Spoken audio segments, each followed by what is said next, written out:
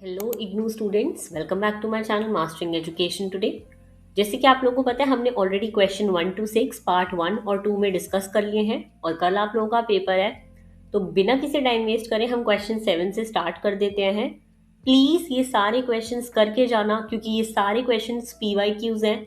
इनके आने के चांसेस सबसे ज़्यादा हैं। अगर आप ये 10 क्वेश्चन भी कर जाओगे तो आप लोग एटलीस्ट अपना 70 to 80% सिलेबस कंप्लीट कर लोगे। ओके, तो एक तरह आपका इन क्वेश्चंस करके रिवीजन भी हो जाएगा और साथ साथ आप समझ भी लोगे। ओके, और मैं जितना इजी लैंग्वेज में हो सकता है उतना समझा रही हूँ, तो होपफुली आप लोगों के लिए आसान रहेगा। ठीक है, तो चलो स्टार्ट करते हैं क्वेश्चन नंबर 7 से। क्वेश्चन नंबर 7 हमसे पूछ रहा है, discuss the concept of entrepreneurship. Already हम ये वाला टॉपिक जो है बहुत बार पढ़ चुके हैं 6 क्वेश्चंस में कि एंटरप्रेन्योरशिप क्या होता है, तो ये बहुत ईजी है। अब वो पूछ रहे हैं इसकी रेलेवेंस क्या है हमारे डेवलपमेंट ऑफ इकोनॉमी में, कि कैसे हमारी इकोनॉमी में डेवलप करने में हेल्प करता है। फिर जो ये पार्ट है ना क्वेश्चन का, ये बहुत इंपॉर्टेंट है। इसका क्वेश्चन अलग से भी आ सकता है, तो आप ध्यान रखेंगे जब मैं ये समझाऊंगी। ठीक है, explain the various theory slash models of entrepreneurship development. Okay, तो आप इसको क्वेश्चन दो तरीके से आ सकता है, अलग सा क्वेश्चन भी आ सकता है, तो इसको ध्यान से करेंगे। देखो, सबसे पहले तो हम इंट्रोडक्शन पे आ जाते हैं कि इंट्रोडक्शन में आप क्या लिखोगे। मैं आपको समझा देती हूँ। देखो, एंटरप्रेन्योरशिप ना इकोनॉमिक ग्रोथ और डेवलपमेंट दोनों के लिए बहुत इंपॉर्टेंट है। अगर हम लोग एंटरप्रेन्योरशिप का कॉन्सेप्ट हटा दें हमारी कंट्री से, तो हमारी कंट्री का जो GDP है वो बहुत तरह से इफेक्ट होगा, क्योंकि आज के टाइम पे ये स्मॉल बिजनेस, जितने भी स्मॉल बिजनेस हैं, ऑनलाइन जितना भी चल रहा है, सोशल मीडिया पे जितना भी चल रहा है, इससे बहुत चीजें हैं जो आगे बढ़ती हैं, हमारी इकोनॉमी में ग्रोथ होने में हेल्प करती हैं। ठीक है, एंटरप्रेन्योर्स क्या करते हैं, वो अपॉर्चुनिटीज को आइडेंटिफाई करते हैं, रिस्क लेते हैं और नया बिजनेस क्रिएट करते हैं, है ना। ये हमें पता है। इसका सबसे बेस्ट आइडिया देखो मैं आपको बताती हूँ। हम सबने शार्क टैंक देखा है। शार्क टैंक में कितने बिजनेस हैं जो ग्रो करे, कितने हैं जो चले गए। जैसे कि आप लगा लो निश हेयर, जेप्टो, ये सारे ऐसे बिजनेस आइडिया ये सारे ऐसे एंटरप्रेन्योर ने शुरू करा जिन लोगों ने एक अपॉर्चुनिटी देखी, रिस्क लिया और अब वो बिजनेस ग्रो कर गया। ठीक है, लेकिन कुछ ऐसे बिजनेस होते हैं जो रिस्क लेते हैं पर नहीं चल पाते। लेकिन मैं आपको बताऊं इन सबसे क्या होता है, जब ये एंटरप्रेन्योर बिजनेस खड़ा करते हैं तो इससे क्या क्या होता है। एक तो इनोवेशन प्रमोट होती है, नए नए आइडियाज आते हैं, टेक्नोलॉजी आती है, एम्प्लॉयमेंट जनरेट होती है, वो लोग और लोगों को हायर करते हैं तो उससे एम्प्लॉयमेंट जनरेट होती है और सोसाइटी की प्रोग्रेस में बहुत ज्यादा हेल्प करते हैं, है ना। अब देखते हैं कॉन्सेप्ट ऑफ एंटरप्रेन्योरशिप जो हमारे क्वेश्चन में पूछा गया था, वेरी इजी, कि एंटरप्रेन्योरशिप का मतलब क्या है। देखो, बिजनेस इस्टेब्लिश करना, मैनेज करना और डेवलप करना, प्रॉफिट अर्न करने के पर्पज से साथ साथ, रिस्क लेने के साथ साथ बहुत जरूरी होता है ना। तो एंटरप्रेन्योरशिप का मतलब क्या है, बिजनेस को इस्टेब्लिश, मैनेज और डेवलप करना प्रॉफिट अर्न करने के पर्पज से, लेकिन रिस्क के साथ साथ। यानी कि आप कोई ऐसा बिजनेस जो है खड़ा कर रहे हो, उसे आगे तक चला रहे हो, उसे आगे बढ़ा रहे हो, उससे प्रॉफिट भी अर्न कर रहे हो, लेकिन आपको पता है कि इसमें रिस्क भी है। इसे ही हम एंटरप्रेन्योरशिप कहेंगे। ओके, यहाँ पे देखो मैं आपको बता दूं, entrepreneur land, labour, capital, technology, इन सारे रिसोर्सेज को कंबाइन करता है और उसके बाद एक बिजनेस खड़ा करता है। ठीक है, तो जितने भी मैं यहाँ पे अंडरलाइन कर रही हूँ ना, ये सारे कीवर्ड्स हैं, तो आपको ना इन कीवर्ड्स का बहुत ध्यान रखना है। इस कीवर्ड्स को पढ़ लोगे तो भी आप पेपर कराओगे इजीली। ठीक है, तो इनका ध्यान रखना। ओके, अब देखो ये इकोनॉमिक्स की जो डेफिनेशन है जोसेफ श्रूटर, ये बहुत इंपॉर्टेंट है, तो इसको आप याद रखोगे। इनके अकॉर्डिंग एंटरप्रेन्योरशिप इनोवेशन का प्रोसेस है, यानी कि आप न्यू प्रोडक्ट्स लॉन्च करते हो, न्यू प्रोडक्शन मेथड यूज करते हो, न्यू मार्केट क्रिएट करते हो। सिंपल एग्जाम्पल लेके चलना, जेप्टो वाला कॉन्सेप्ट किसी ने दुनिया में नहीं सोचा था कि कुछ ऐसा भी हो सकता है कि 10 मिनट में डिलीवरी हो जाएगी। लोगों को बाहर जाने से दिक्कत थी, इतनी गर्मी में कौन निकलेगा, इतनी ठंड में कौन निकलेगा, 2 कदम चल के कौन जाएगा, कपड़े कौन चेंज करेगा। तो एंटरप्रेन्योर ने इसी प्रॉब्लम को नोटिस करा और उसने 10 मिनट की डिलीवरी निकाल दी, है ना।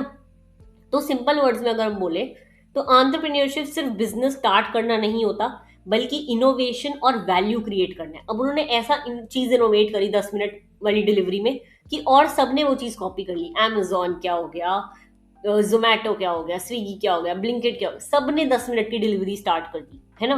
तो एक नई चीज का इनोवेशन हुआ ना, इसे ही हम एंटरप्रेन्योरशिप कहेंगे। ओके, अब इसका रेलेवेंस क्या है हमारी इकोनॉमिक डेवलपमेंट में, हमारी कंट्री के इकोनॉमिक डेवलपमेंट में। सबसे पहले देखो, बहुत इजी पॉइंट है, इनको मैं समझाऊंगी नहीं। एम्प्लॉयमेंट जनरेशन, नई अपॉर्चुनिटीज आ गई, नए बिजनेस आए तो जॉब क्रिएट हो गई। इकोनॉमिक ग्रोथ में हेल्प करता है, ठीक है, जीडीपी और नेशनल इनकम इंक्रीज करता है। इनोवेशन को प्रमोट करता है, नए प्रोडक्ट्स आते हैं, नई टेक्नोलॉजीज आती हैं, ठीक है। रिसोर्सेज को यूटिलाइज करता है, कुछ ऐसे रिसोर्सेज भी थे जो आइडल पड़े हुए थे, जिनका कुछ यूज नहीं हो रहा था, उनको यूज करके नया डेवलपमेंट होता है। रीजनल डेवलपमेंट होता है, देखो जहां पे भी रूरल अगर एरिया में वो कंपनी खड़े करते हैं, मैन्युफैक्चरिंग यूनिट्स खड़े करते हैं, तो वहां पे वो आसपास इलेक्ट्रिसिटी लेके आते हैं, पानी लेके आते हैं, तो उससे उस रीजन का भी डेवलपमेंट होता है, ठीक है। Improvement in standard of living, देखो बेटर प्रोडक्ट्स आते हैं, सर्विस आती है, तो हमारी क्वालिटी ऑफ लाइफ भी इंप्रूव होती है ना। एक्सपोर्ट प्रमोशन, यानी कि बाहर की कंट्री में एक्सपोर्ट जो है, हमारा फॉरेन एक्सचेंज जो है ज्यादा हो जाता है, जिससे हमारी कंट्री जो है अर्न करती है और हमारा इकोनॉमिक डेवलपमेंट होता है। ओके, वेरी इजी पॉइंट, इसमें कुछ भी पढ़ने की जरूरत नहीं है, सिर्फ हेडिंग पढ़ जाओ तो आंसर अपने आप क्रिएट कर लोगे। ओके, तो हेडिंग्स का ध्यान रखना। अब आते हैं थ्योरी मॉडल पे, very very important part of this question, ठीक है, आराम से समझेंगे। सबसे पहली थ्योरी है इकोनॉमिक थ्योरी। देखो, एंटरप्रेन्योरशिप तब डेवलप होता है जब इकोनॉमिक कंडीशंस फेवरेबल हो। कोई भी बंदा बिजनेस तब करेगा ना जब उसके पास प्रॉफिट आ रहा होगा, उसके पास पैसा इन्वेस्ट करने के लिए होगा, मार्केट में उस प्रोडक्ट की डिमांड होगी और गवर्नमेंट उसे जो है उस चीज पर सब्सिडी दे रही होगी, तो ही तो कोई बिजनेस खड़ा करेगा। ऐसा तो है नहीं कि मेरे पास जेब में 2 रुपए नहीं है और मैं चली गई बिजनेस करने, है ना। तो इकोनॉमिक थ्योरी यही सजेस्ट करती है कि आप हर चीज फाइनेंशियली सोच समझ के ही बिजनेस एक खड़ा करने की कोशिश करते हो, जब आपके पास इकोनॉमिक रिवॉर्ड होते हैं, प्रॉफिट होते हैं। ओके, फिर आती है सोशियोलॉजिकल थ्योरी, वेरी इंपॉर्टेंट। देखो, सोशल और कल्चरल फैक्टर्स जो हैं वो एंटरप्रेन्योरशिप को बहुत इन्फ्लुएंस करते हैं। जैसे कि आप एग्जांपल लगा लो, जितनी भी बिजनेस ओरिएंटेड कम्युनिटीज हैं, जैसे कि हम कहते हैं बनिए, बिजनेस करने में बड़े अच्छे होते हैं, है ना, तो ये लोग ज्यादा एंटरप्रेन्योर जो है प्रोड्यूस करते हैं। तो एक तरह जितना स्ट्रांग आपका बिजनेस कल्चर होगा, उसी से ज्यादा एंटरप्रेन्योर निकलेंगे। तो आप कैसी सोसाइटी में रह रहे हो, कैसे घर में रह रहे हो, इससे भी आपके जो है बिजनेस पे बहुत अफेक्ट पड़ता है। ओके, फिर आती है साइकोलॉजिकल थ्योरी। साइकोलॉजिकल थ्योरी क्या होती है? देखो, एंटरप्रेन्योर की पर्सनल क्वालिटीज बहुत इंपॉर्टेंट होती है, एक इंडिविजुअल के पर्सनल ट्रेट होते हैं। बहुत लोग ऐसे होते हैं जिन्हें लाइफ में कुछ नहीं करना होता, ठीक है 25,000 की नौकरी कर रहे हैं, काफी है। पर और लोग होते हैं जिनको होता है नहीं यार, मैं कमाना चाहता हूँ, बड़े स्केल पे कुछ करना चाहता हूँ, तो वो होता है साइकोलॉजिकल, आपका दिमाग कैसे सोच रहा है। फिर आती है मैक्लीलैंड की need for achievement theory, very important, ठीक है। देखो, इनके अकॉर्डिंग, डेविड मैक्लीलैंड के अकॉर्डिंग, इन्होंने कहा था कि हाई अचीवमेंट नीड वाले लोग सक्सेसफुल एंटरप्रेन्योर बनते हैं। यानी कि मैंने वही बताया ना, जिनको होता है कि मुझे लाइफ में कुछ करना है, मुझे कुछ पाना है, वो लोग जो है एक सक्सेसफुल एंटरप्रेन्योर बनते हैं। और उनकी क्वालिटीज क्या होती हैं? वो एम्बिशियस होते हैं, गोल ओरिएंटेड होते हैं, और वो रिस्क लेने से डरते नहीं है। ओके, तो ये हो गई नीड फॉर अचीवमेंट थ्योरी। फिर आती है स्कुम्टर की इनोवेशन थ्योरी। इसके अकॉर्डिंग एंटरप्रेन्योर इनोवेटर होता है। इनोवेशन का मतलब हो गया नए प्रोडक्ट्स आना, नए प्रोडक्शन मेथड आना, नई मार्केट लाना, नए सोर्सेज लाना, ये सब होता है इसके अकॉर्डिंग। फिर आती है आपकी कल्चरल थ्योरी। देखो, कल्चर और ट्रेडिशन जो है एंटरप्रेन्योरशिप को बहुत ज्यादा इन्फ्लुएंस करते हैं। जो सोसाइटीज क्रिएटिविटी को सपोर्ट करती है, वहां से ज्यादा एंटरप्रेन्योर निकलते हैं। जैसे कि शार्क टैंक का कॉन्सेप्ट हमने कहाँ से देखा? यूएस से। यूएस का शार्क टैंक था सबसे पहले। तो वहां पे क्या है, लोगों को प्रमोट करा गया ना, एंटरप्रेन्योरशिप को बहुत ज्यादा प्रमोट करा गया, सपोर्ट करा गया। वही चीज हमने कॉपी करी। तो जो सोसाइटी क्रिएटिविटी को, रिस्क टेकिंग को प्रमोट करती है, जिसके माँ बाप कहते हैं कि हाँ बेटा तू जा, जो मर्जी कर, ये ले मेरी तरह से पैसे पकड़ और अपना बिजनेस खड़ा कर, वही लोग तो आगे जाके कुछ बनते हैं ना। अगर आप समझो, कल को अमन गुप्ता जैसे कि बोट का जो है, उसने अगर रिस्क लिया ही नहीं होता तो आज इतनी बड़ी कंपनी खड़ी नहीं होती, है ना। तो यही होता है। फिर आता है opportunity based theory. Entrepreneurs market opportunities identify करके बिजनेस क्रिएट करते हैं, जैसे कि जेप्टो वाला सबसे बेसिक एग्जांपल है। ओके, फिर आता है resource based theory. Success depend करता है आपके रिसोर्सेज की अवेलेबिलिटी पर। अब अगर आपके पास पैसा ही नहीं है, टेक्नोलॉजी ही नहीं है, मैन पावर ही नहीं है, दिमाग ही नहीं है, आपने कोई डिग्री करी नहीं हुई और आप कह रहे हो मैं बिजनेस करूंगा, तो ये सारे रिसोर्सेज आपके पास अवेलेबल होंगे तभी तो आप बिजनेस करोगे, है ना। तो यही था इस क्वेश्चन में। थ्योरीज वगैरह पे ज्यादा ध्यान देना, थ्योरीज पे अलग से भी क्वेश्चन आ सकता है तो उसका ज्यादा ध्यान देना। बाकी ये क्वेश्चन बहुत ईजी था, ठीक है। नेक्स्ट हम बढ़ते हैं क्वेश्चन नंबर 8 की तरफ। देखो मैं कंक्लूजन वगैरह नहीं पढ़ा रही क्योंकि फिर वीडियो ना बहुत लंबी हो जाएगी और आपका पढ़ने का मन नहीं करेगा, है ना। तो क्वेश्चन 8 डिस्कस करते हैं क्योंकि इसमें इस वीडियो में हमने ऑलरेडी 4 क्वेश्चन कवर करने हैं। क्वेश्चन 8 डिस्कस करते हैं। Discuss the various non financial resources that are important in setting up an enterprise, give suitable examples. देखो एग्जाम्पल तुम लोग अपने आप लिख लोगे, कोई बड़ी बात नहीं है। जब मैं तुम्हें समझा दूंगी ना तो एग्जाम्पल अपने आप सोच लोगे। यहाँ पे हमसे पूछ रहा है कि क्या ऐसे नॉन फाइनेंशियल रिसोर्सेज हैं जो हमें कंपनी खड़ी करने में हेल्प करते हैं, है ना। तो देखो बिजनेस स्टार्ट करने के लिए सिर्फ पैसा ही इंपॉर्टेंट नहीं होता। बिजनेस की सक्सेस जो है काफी सारे नॉन फाइनेंशियल रिसोर्सेज पे भी इंपॉर्टेंट होती है। क्या होता है, चलो आपके पास पैसा है तो आप बिजनेस खड़ा कर दोगे, लेकिन अगर आपके पास दुनिया आपकी फैमिली का सपोर्ट नहीं है, आपके पास नॉलेज ही नहीं है। कल को मैं बोलती हूँ कि मुझे तो ना कोई मेडिकल फील्ड में बिजनेस खड़ा करना है, अब मैंने डॉक्टर, मुझे पता ही नहीं है डॉक्टर की पढ़ाई क्या होती है, क्या दवाइयाँ होती हैं, मुझे कुछ नहीं पता। तो मुझे ऐसे लोग अपने साथ चाहिए होंगे ना जो इस सब के फील्ड के बारे में जानते हो। तो नॉलेज बहुत इंपॉर्टेंट होती है, स्किल्स बहुत इंपॉर्टेंट होती हैं, इंफ्रास्ट्रक्चर, यानी कि कोई भी कंपनी खड़ी करने के लिए आप अपने कमरे से खड़ा कर सकते हो, लेकिन रोड, कम्युनिकेशन, इंटरनेट, ये सब भी तो चाहिए होगा ना। तो ये सब भी आपका इंफ्रास्ट्रक्चर में आता है। तो नॉन फाइनेंशियल रिसोर्सेज भी और ज्यादा इंपॉर्टेंट होते हैं, उतने ही इंपॉर्टेंट होते हैं जितने फाइनेंशियल रिसोर्सेज होते हैं। ओके, मैंने आपको मीनिंग ऑलरेडी बता दिया कि नॉन फाइनेंशियल रिसोर्सेज क्या होते हैं। ऐसे रिसोर्सेज जो डायरेक्टली पैसे से रिलेटेड नहीं होते लेकिन बिजनेस के सक्सेस में उतना ही इंपॉर्टेंट रोल प्ले करते हैं। सारे रिसोर्सेज यहाँ लिखे हुए हैं मैंने, इनको ध्यान रखना, ठीक है। Knowledge, technology, information, infrastructure, network, सब कुछ। अब हम इनको डिटेल में पढ़ेंगे। सबसे पहले आ जाता है human resource, very important. Employees, manager, worker business के इंपॉर्टेंट एसेट्स होते हैं। स्किल्ड मैन पावर बिजनेस की एफिशिएंसी को इंप्रूव करता है। अगर आपके पास ऐसे लोग ही नहीं होंगे जो आपकी हेल्प करना चाहें या फिर आपके स्किल्स ही नहीं होंगे आपके पास, तो आप कैसे बिजनेस खड़ा करोगे। कल को मुझे कोई सॉफ्टवेयर की कंपनी खड़ी करनी है और मेरे पास प्रोग्रामर्स ही नहीं है, तो फिर मैं कैसे खड़ा करूंगी वो कंपनी, है ना। ये होता है। फिर आता है नॉलेज एंड इंफॉर्मेशन। देखो मार्केट ट्रेंड्स हो गए, कस्टमर को क्या चाहिए है, कॉम्पिटिटर कैसे वर्क कर रहा है, इस सब की इंफॉर्मेशन भी जो है एक एंटरप्रेन्योर को बेटर डिसीजन लेने में हेल्प करती है। जैसे कि आप लगा लो ऑनलाइन क्लोथिंग का बिजनेस है, अब मुझे पता ही नहीं आजकल के फैशन ट्रेंड में क्या चल रहा है, तो मैं वो बिजनेस खड़ा नहीं कर सकती। ओके, फिर आता है टेक्नोलॉजी। टेक्नोलॉजी जो है हमारी प्रोडक्टिविटी को इंप्रूव करती है, तो इसलिए ये बहुत इंपॉर्टेंट होती है। जैसे कि एक रेस्टोरेंट अगर आप खड़ा कर रहे हो तो आप डिजिटल वाला सिस्टम भी लाओगे, उसमें स्विगी, जोमैटो, ये सब इंक्लूड करोगे ताकि वो बेटर वर्क कर सके। ओके, फिर आता है देखो आपका इंफ्रास्ट्रक्चर, मैंने आपको बताया था क्यों इंपॉर्टेंट होता है already. Managerial and leadership skills, planning, organisation, control, लोगों को आपस में टीम को वर्क करवाने के लिए भी ये सब इंपॉर्टेंट होता है, तो ये सब भी बहुत इंपॉर्टेंट है। बिजनेस के नेटवर्क एंड कॉन्टैक्ट्स, आप कितने लोगों से नेटवर्क में हो, कितने सप्लायर्स को जानते हो, इन्वेस्टर्स को जानते हो, ये सब भी उतना ही इंपॉर्टेंट है। मेंटरशिप एंड गाइडेंस, ये आपको पता है कितना इंपॉर्टेंट होता है, शार्क टैंक इसीलिए बना है ना।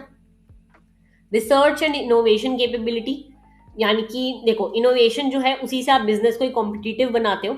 एक टेक्नोलॉजी कंपनी है, उसके पास नए प्रोडक्ट डेवलप करने के लिए इनोवेटिव टेक्निक ही नहीं है, तो वो कैसे आगे बढ़ेगी, है ना। तो वो हो गया। Reputation and brand image, very very important. देखो अगर आपका ब्रांड का इमेज स्ट्रांग होगा, आपका कस्टमर का ट्रस्ट बहुत स्ट्रांग होगा, तो फिर से आकर वो आपसे लेंगे ना प्रोडक्ट, तो ये चीज भी बहुत इंपॉर्टेंट हो जाती है। नेक्स्ट आता है एंटरप्रेन्योरियल कॉम्पिटेंसीज, वेरी इंपॉर्टेंट। आपकी पर्सनल क्वालिटी, कितने क्रिएटिव हो, कितना आप रिस्क ले सकते हो, कितनी आपकी कम्युनिकेशन स्किल्स अच्छी हैं, लोगों से बात करने की, बेचने की चीजें, सेल्स में जा रहे हो तो बेचने बात करना होता है ना, तो वही।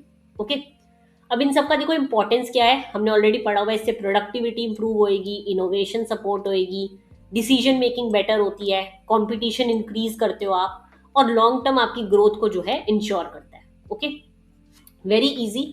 अब इसके भी देखो कंक्लूजन में आपने यही सब लिखना है जो हमने ऊपर पढ़ा, उसी की हेडिंग लिख दोगे, वो आपका कंक्लूजन हो जाएगा। Okay, next question, very interesting question. Conflict is a natural part of business. Her business करते वक्त कोई ना कोई किसी ना किसी से आपके जो है थॉट प्रोसेस क्लैश करते हैं, लड़ाई होती है। तो आपको क्या करना है इस क्वेश्चन में, discuss the various kinds of conflicts in a family business and how they can be managed. Also discuss the major challenges faced by family business in India. Very interesting question. जो लोग already business background से है ना, वो लोग तो easily इस question को आंसर कर देंगे, क्योंकि उन सबके तो घर में ये सब चलता रहता होगा ना, तो इसलिए देखो इंट्रोडक्शन में आप क्या लिखोगे। इंट्रोडक्शन में आप लिखोगे कि फैमिली बिजनेस इंडिया में ना बहुत कॉमन है आजकल। जैसे कि हम देखते भी हैं, जिन लोगों के फैमिली बिजनेस होते हैं वो एमबीए करते हैं और उसी को आगे बढ़ाते हैं, है ना, तो ये बहुत कॉमन है। अगर हम स्मॉल शॉप से लेकर लार्ज बिजनेस हाउसेस तक देखें तो बहुत सारी बिजनेस फैमिली हैं इंडिया में जो ओन्ड है, मैनेज्ड है। लेकिन फैमिली और बिजनेस रिलेशनशिप के एक साथ होने की वजह से काफी सारे जो है कॉन्फ्लिक्ट्स भी आते हैं। तभी बंटवारा, ये सब जो आप देखते हो ना सीरियलों में, ये सब कॉमन होता है असलियत में भी है, ठीक है। अब इसका मीनिंग क्या है, meaning of conflict in family business. देखो फैमिली बिजनेस में कॉन्फ्लिक्ट का मतलब है डिसअग्रीमेंट चीजों का, ठीक है। डिस्प्यूट, डिफरेंसेस, ये सब आते हैं किन चीजों पे बेस्ड होते हैं, ये ओनरशिप पे, मैनेजमेंट पे, सक्सेशन, बिजनेस का आगे वारिस कौन बनेगा, आगे कौन लेके जाएगा, किसके नाम पे पूरी ये जायदाद होगी, यही सब। Very easy, very very easy question, इसमें मैं ज्यादा नहीं समझाऊंगी, बहुत इजी क्वेश्चन है, ठीक है। अब देखो conflict over leadership and control. Family member है, लीडरशिप की पोजीशन के लिए compete करते हैं। अब किसी माँ बाप के दो बच्चे हैं तो उनमें से दोनों में से कौन आपका डायरेक्टर बनेगा, कौन सीईओ बनेगा, इसी सब पे लड़ाइयाँ होती हैं, ठीक है। सक्सेशन रिलेटेड कॉन्फ्लिक्ट, फाउंडर के बाद बिजनेस का कंट्रोल कौन लेगा, इस बात पर डिस्प्यूट होते हैं, ठीक है। ओनरशिप कन्फ्लिक्ट, ओनरशिप शेयर्स और प्रॉफिट डिस्ट्रीब्यूशन को लेकर बहुत सारे डिसअग्रीमेंट होते हैं। इंटर जनरेशनल कॉन्फ्लिक्ट, देखो ओल्डर जनरेशन जो होती है, दादा परदादा, ये जो है ट्रेडिशनल मेथड प्रेफर करते हैं, इतना इनोवेशन टेक्नोलॉजी पर भरोसा नहीं रखते, तो यंगर मेंबर से जो है इनके कॉन्फ्लिक्ट होते हैं। Role and responsibility, family member की ड्यूटीज क्लियर ना होने पर भी काफी सारी मिसअंडरस्टैंडिंग क्लियर होती हैं, क्रिएट होती हैं। पर्सनल एंड इमोशनल, आपका पर्सनल किसी से लड़ाई है तो आप नहीं चाहोगे कि आपके फैमिली बिजनेस में वो इन्वॉल्व हो इंसान। या फिर फेवरेटिज्म, आपके पापा मम्मी की कोई फेवरेट औलाद है तो वो उसी को कहेंगे कि नहीं बेटा तू ही कर, है ना। ज्यादातर आपने देखा होगा ये भी होता है कि लड़के ही आगे बिजनेस लेके जाएंगे क्योंकि लड़कियां कुछ नहीं कर सकती, तो ये चीज भी आप लिख सकते हो, ठीक है।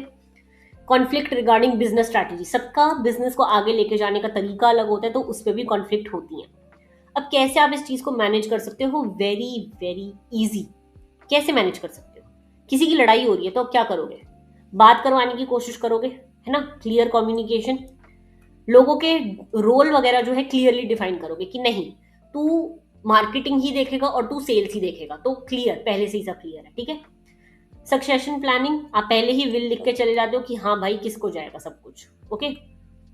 फैमिली गवर्नेंस, यानी कि आप फैमिली में ही दो लोगों को हेड बना देते हो कि अच्छा ये हेड है, यही सारे कॉन्फ्लिक्ट का जो है डिसीजन मेकिंग करेंगे, ओके। प्रोफेशनल मैनेजमेंट भी होता है, बहुत बार ऐसा होता है कि आपको लगता है कि कोई एक मुझे ऐसा बंदा हायर करना पड़ेगा जो कि पर्सनल बायस को हटाकर, फैमिली बिजनेस को हटाकर उस पोजीशन के लिए काम करे, ओके। मीडिएशन, बहुत बार आप कंसल्टेंट वगैरह को लेकर आते हो बीच में जो बात करवाते हैं चीजों की, ठीक है। कॉमन गोल्स वगैरह पे आप फोकस करोगे, ठीक है। अब major challenges family business India में क्या होते हैं, देखो वेरी, ये मैं नहीं पढ़ा रही, बहुत ईजी है।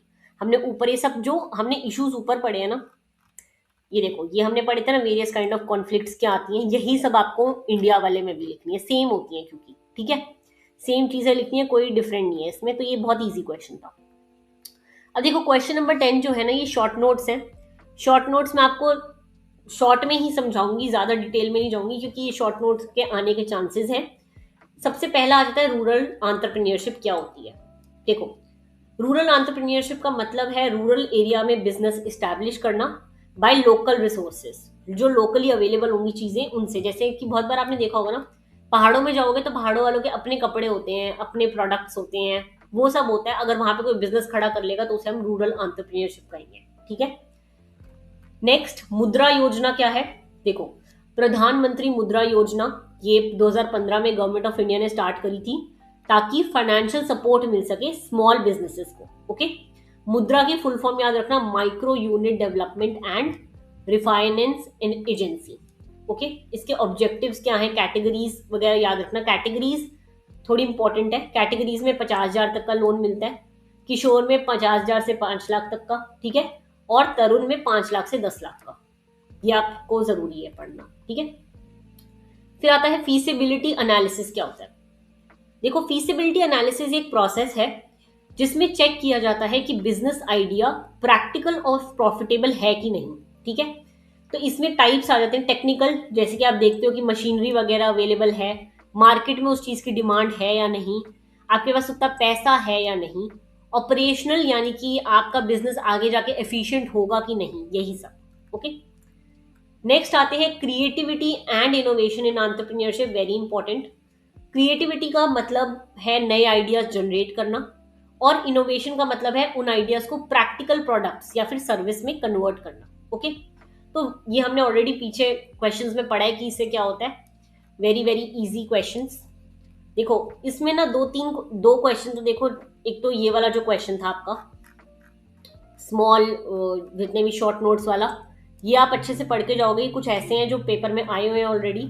बाकी question number 9 very very easy question. ठीक है, इससे इजी क्वेश्चन कुछ नहीं हो सकता। ये क्वेश्चन है तो पक्का अटेम्प्ट करके आना। ओके, अब मैंने अपनी तरफ से 10 ऐसे क्वेश्चंस करवा दिए हैं जो बहुत इंपॉर्टेंट हैं, PYQs हैं। तो होपफुली इन्हीं में से पेपर आएगा। 70 to 80% चांस है इन्हीं में से आएगा। बाकी all the very best for your exam tomorrow. अगर मुझे गेस्ट पेपर वगैरह कहीं से मिलते हैं तो मैं वो रात को डिस्कस कर लूंगी, लेकिन अभी के लिए इतना ही। प्लेलिस्ट का लिंक मैं नीचे डाल दूंगी जिसमें पार्ट 1, 2, 3 तीनों होंगे। तीनों वीडियोस देख लेना। All the very best for your exam. मिलते हैं नेक्स्ट वीडियो में। कल पेपर देने आने के बाद मुझे नीचे कमेंट्स में जरूर बताना कि कौन सा क्वेश्चन पेपर में आया था, कितने क्वेश्चंस आए थे, कैसा रहा पेपर। ओके, मिलते हैं नेक्स्ट वीडियो में। All the very best for your exam. Thank you so much.